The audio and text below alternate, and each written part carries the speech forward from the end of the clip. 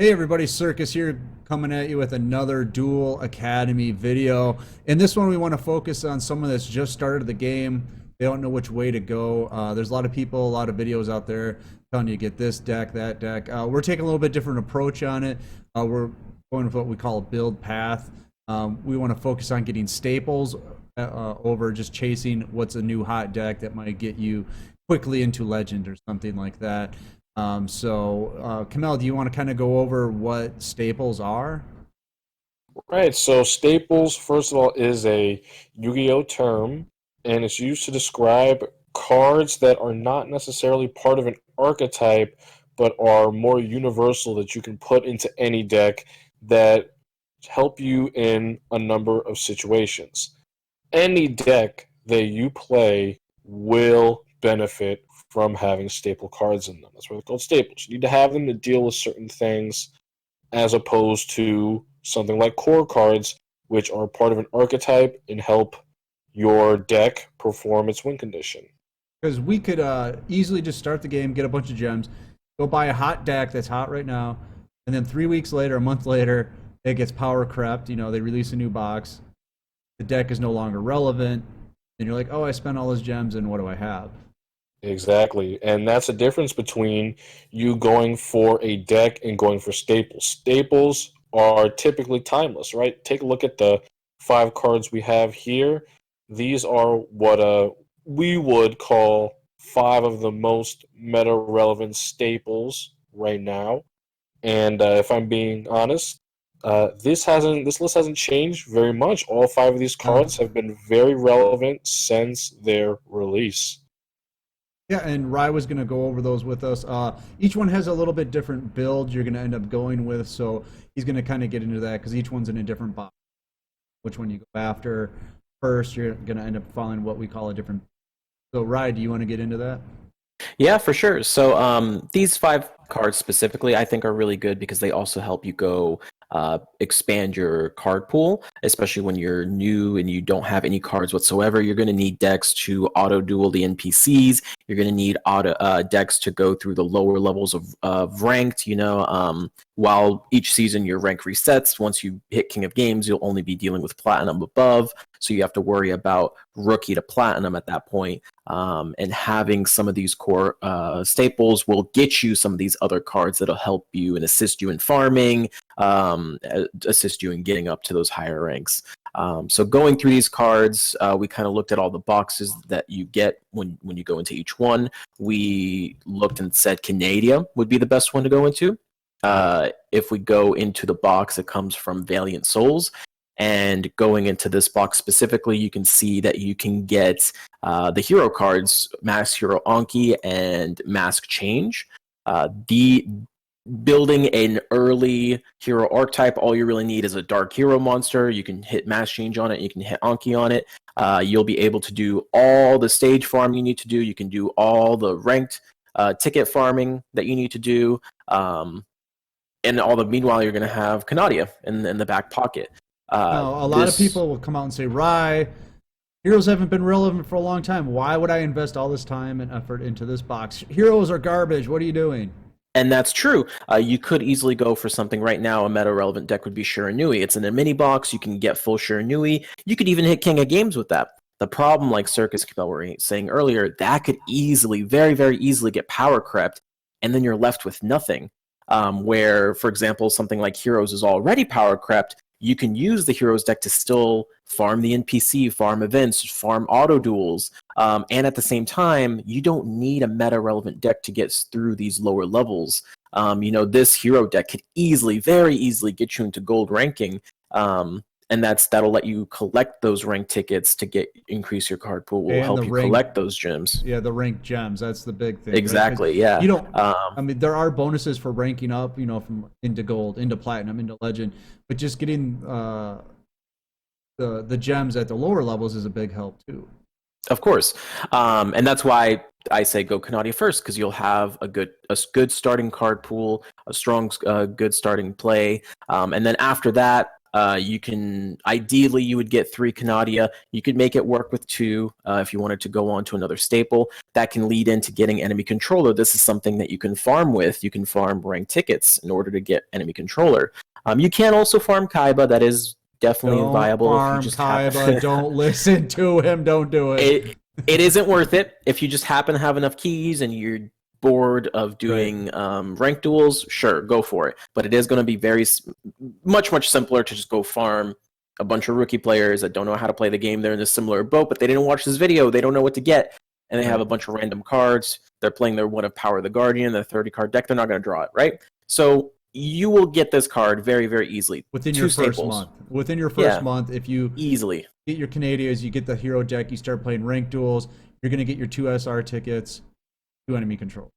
There you go. Next one, probably the most important staple since it's come out. It's been relevant. It is the only staple card that's on the ban limit 3 list, Cosmic Cyclone. It's very, very good. The only problem, the box it comes from, Galactic Origin, doesn't really give you any power decks. All you'd really get is Gladiator Beast out of that. And while that does okay in like the NPC duels, and that does okay in the lower ranks, it's not going to take you as high as the hero decks. It doesn't really have as much longevity. There are newer Gladiator Beast cards coming out all the time, but again, you're getting stuck into that trap of, will this deck become power crept? You know, is it good in a quick, just a farm deck like Heroes is? There are farm decks right now that use Heroes, where there isn't really for Gladiator Beast.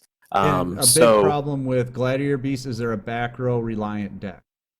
Exactly, and you're not going to have any of those. Right. You need a lot of a variety of back row to keep them alive so they can get their effects off in the back. Sure. And something I want to mention is that we're starting to see the dilemma that you run into when you're trying to make the choice between building a deck and acquiring staples, right? Acquiring staples may not net you the shiny new deck that you want, but you are getting these cards now early on so that when you can grind out ranked, you can grind out PvE very easily, you already have these staple cards and you can throw them into your shiny new deck when you get them to make it even better. There you go. The next one I want to talk about is Wall of Disruption. This is a phenomenal card. It pretty much changed the face of Duel Links when it came out. Good for any situation that requires just straight up combat.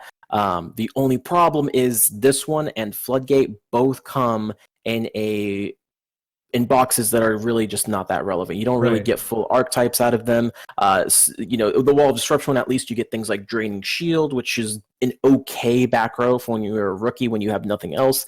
It's okay. You get things like System Down, which is an R, so it's not like a huge deal if you get it or if you don't get it, which is relevant, in side decks. At least you have some things, but the main important thing here is you don't have something like that Anki that can be used for farming, that can be used for getting, some rank tickets, some gems from the rank system. This box won't really help you do that beyond just Wall of Disruption. Well, it looks like you can also get the Forbidden Chalice. You can also get Forbidden Chalice, but that's pretty much power crept, right? Like that's not as much of a staple. Even when this box came out, the only thing people were really after was pretty much. And then I personally had Floodgate as just like the last one on here, and you can literally get Floodgate or Wall of D kind of whenever you want. It's just literally in this one, it's just Floodgate. I couldn't even find like things that you would use just in a side deck. Is a main box, so it's very expensive to go. And that's exactly. That's why we're saying you got to pick a path and kind of stick to it, because a lot of these are in main boxes. Go through a main box is very expensive, so you have to pick, and that's why we're saying go after Canadia first. It's the most versatile of the cards. In case you don't know what it does, it flips an opponent's monster down, then it goes to the graveyard. Right. Now you might be saying Canadia goes to the graveyard. And then if you activate another trap, or your opponent activates another trap, it's going to summon itself from the grave out to the field. So exactly. You can use it as a block or another. Mm-hmm. So it's a very versatile card. It's worth getting over Cosmic Cycle right away. There you go. Now you might be saying, Rye, well, I saw on so-and-so website, I saw on so-and-so YouTube video, I could get easy Lunalights. I can get Shiranui for almost no, 5-10K gems. I can get the full deck, and this is a King of Games list. It can take me all the way. And that's true. That's very much true. But let's say you spent all your resources getting a mini box deck.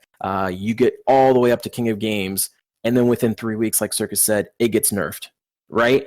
Now you're back to square zero. That deck can no longer obtain King of Games because everyone's playing all these crazy decks. You're stuck in Platinum because you can't rank down, and people are playing all these crazy decks, and you have no support. At this point, had you invested slowly and then gotten like the Shiranui as just an example, you would have Shiranui plus your Cosmic plus your Canadia plus your Floodgate plus, so you could still force your way up through the ranks even with a subpar deck.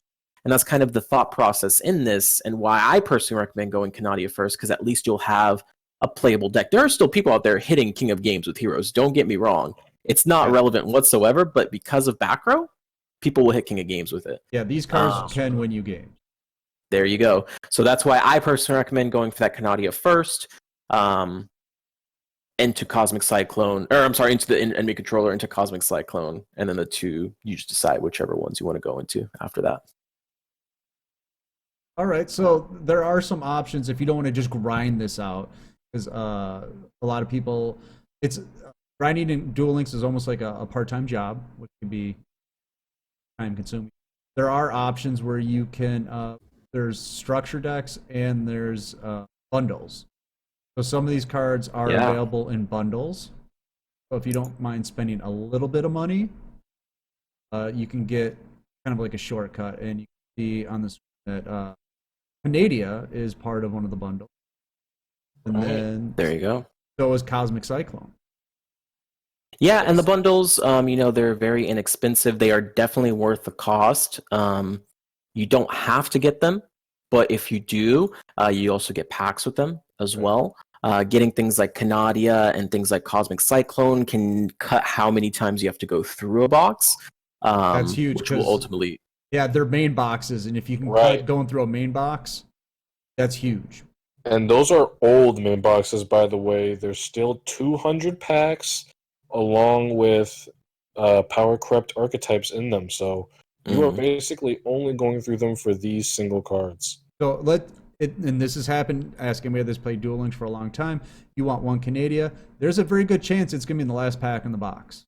It could happen. There you go. That's 10,000 gems. Happens or $5. Most of us. I personally would pay the $5. There you go. You think of time is money, the time you spend grinding, and you end up going to that last pack. Well, that could have been gems that you put towards another staple or another core card. Right. It's up Just to you, spend the though. $5. We're not saying spend money on the game, but $5 is pretty easy to spend.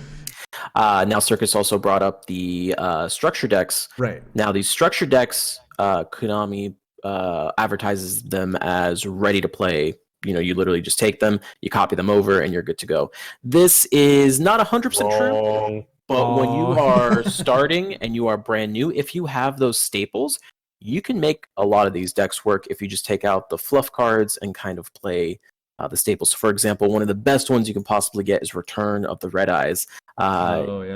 This will let you obtain Red Eyes / Dragon, which is a UR from the box.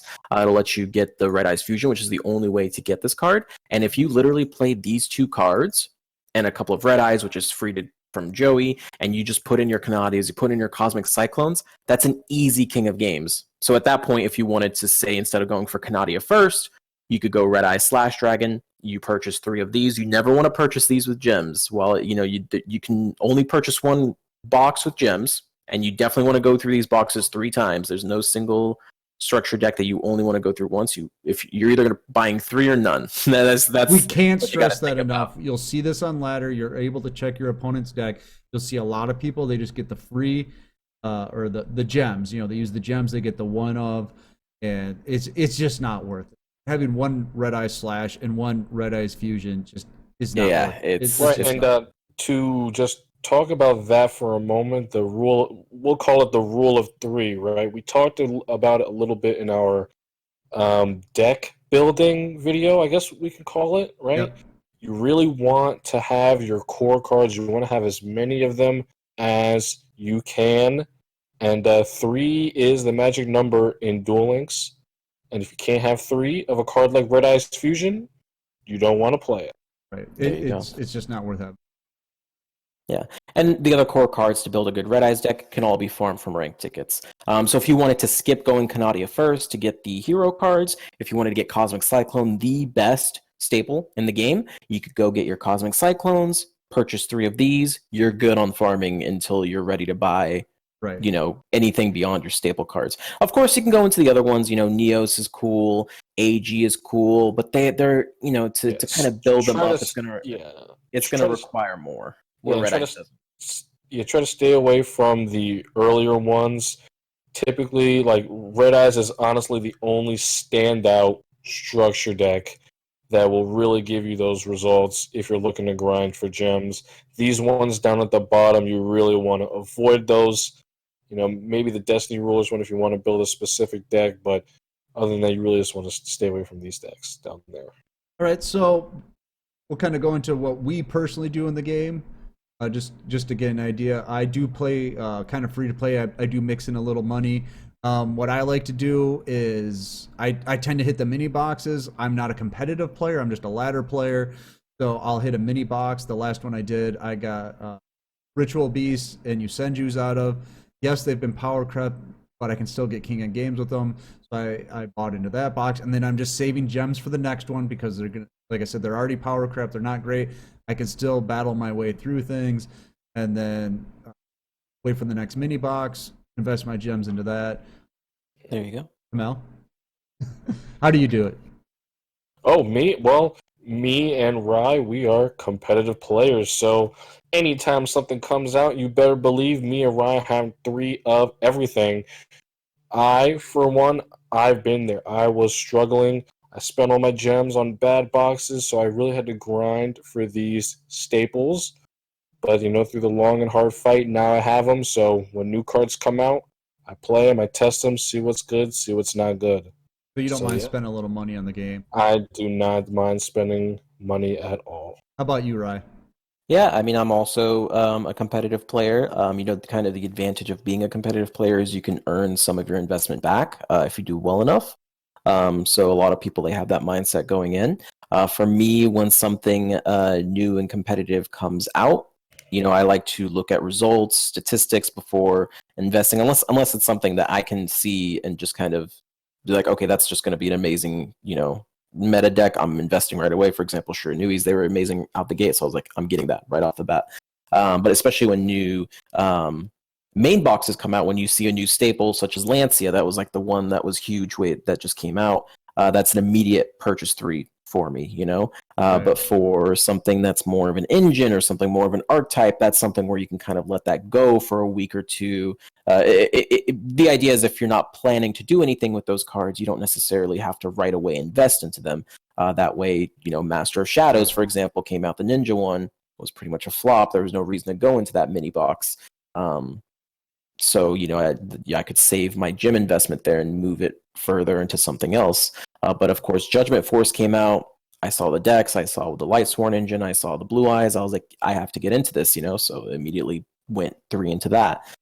So yes, I do spend money, but I don't necessarily purchase 3 of everything right off the bat. There are ways to think about that before making a purchase. And I think that is a major distinction. Like if you're going right away for something, you either have to be confident in your meta knowledge or it's a staple. If it's a staple, of course you're going to get 3 of it. Like that's just how it works. I think no matter what route you take, you have to be okay with you're going to be spending gems or money that your investment is going to be for about 3 to 6 weeks. You just have to be willing to go into this like, okay, I'm going to get this deck and in 3 to 6 weeks, I'm going to have to get it. That's just the way. So yeah, and that's why, as long as you have your staples and you continue getting those staples, you'll be okay. Even if your deck falls out of relevance, you'll be ahead of the game. Yeah, you'll be fine. So I hope you guys like everything we've done here and everything we've told you. Hopefully it helps you start building your account in Duel Links. So like everything that you've seen and that we've talked about here, what do we want them to do, Kamell? We want them to go to the Duel Links Entertainment Discord, join the community, check out when we're live, enter our events, check our Twitter for information on when we go live, and subscribe to the YouTube channel and click the notification bell for when we upload. All right, I'm Circus. That's Kamell and Ryan. We'll see you next time. Bye, Peace out, YouTube. guys.